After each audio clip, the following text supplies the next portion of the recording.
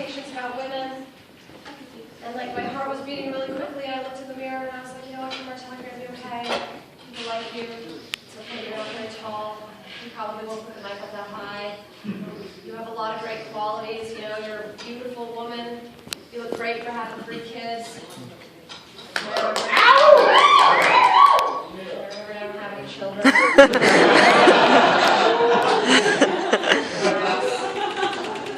I was sad again. Yeah, I don't have any kids. My coworkers are always trying to convince me to have kids. They're like, but like on the tail end of the most terrible, disgusting conversation I've ever heard about children. Like it's humiliating and they're dripping and they're like, oh my God, kids are the worst. Why don't you have any? It's just like, I don't understand why, if everybody knows this is bad for you, people keep doing it. It's like, when did kids become the new smoking?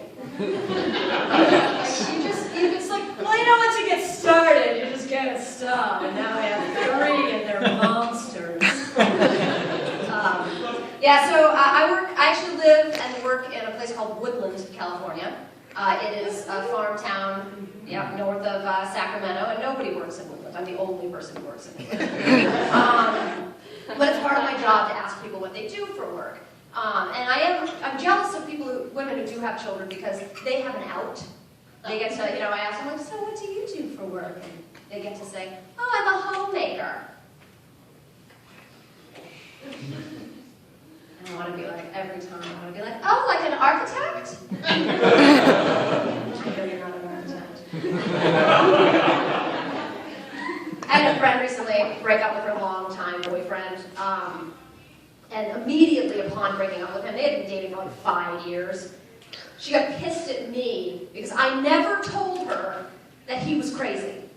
But I did tell her all the time. But you don't hear it, you're blind to it when you're in the relationship. It's like, when you're in a relationship, it's like you're in one of those Febreze commercials. They blindfold you, and they lead you into a dirty, stinky house. And you don't know, you're like, this is nice! What is that? Linen?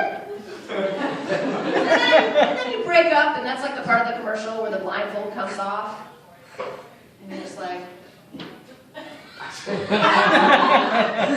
oh no! That's how every relationship ends.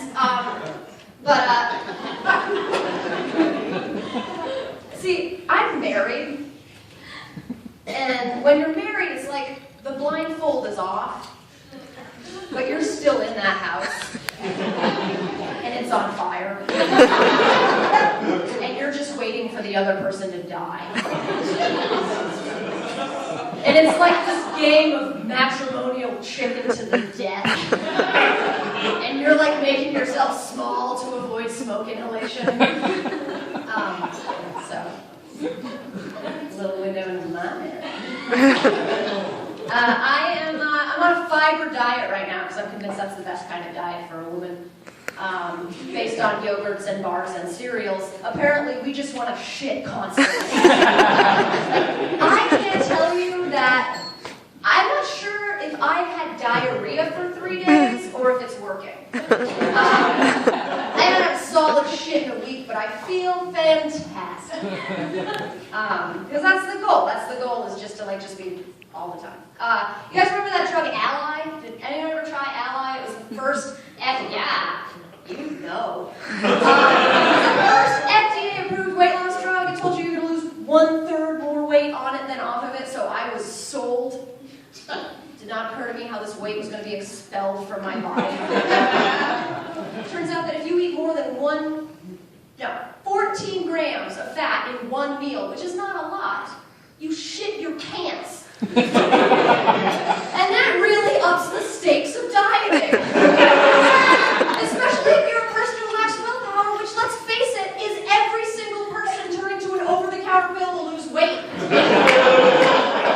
It's like, you should never be at a point in your life where you're asking yourself, do I want hamburger helper enough to shit my pants? And I never thought that I'd be at a point in my life where the answer to that question would be yes!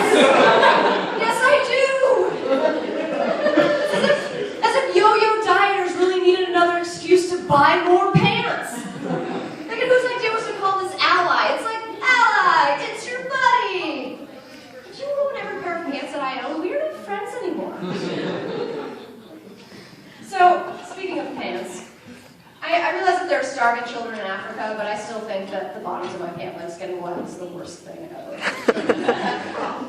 I realized that again recently when it rained for the first time in 6 months in Central Valley. I was like, oh, this is the worst. I was like, if there was a commercial on TV and it was like, for today, if you could just step outside into a slightly medium-sized puddle and wet your pants, a child in Africa could eat for a day. I'd be like, it's just a day. I mean, what's one more day to this kid? He's been hungry a long time. Like, I've got very sensitive legs. If they get wet, they'll get chapped. So it's clear I both don't have any children and don't give a shit about children. But my coworkers, they all have kids and they love kids and they're wonderful. And I have one coworker who doesn't post pictures of her kid on Facebook, and that's like the coolest thing about her. So I said to her, I was like, yeah, I think it's really cool that you don't post pictures of your kids on Facebook. And she was like, yeah, I just don't think it's necessary. And if she had stopped there, it would have been the best conversation we had all day. But she continued. She said, and sickos. And I realized that she doesn't post pictures of her kids on Facebook because she thinks people are going to masturbate to pictures of her children. And I've seen her children. And it's like, I'm not saying they're the ugliest kids I've ever seen, but this is the internet. That shit has everything, And like, if you think that people on your Facebook friends are going to masturbate to pictures of your kids, you need to get new friends. This is an invite-based social media. It's not enough to just blur out the faces. If I'm going to jerk off to pictures of your kids, I don't give a shit about their faces. Am I right?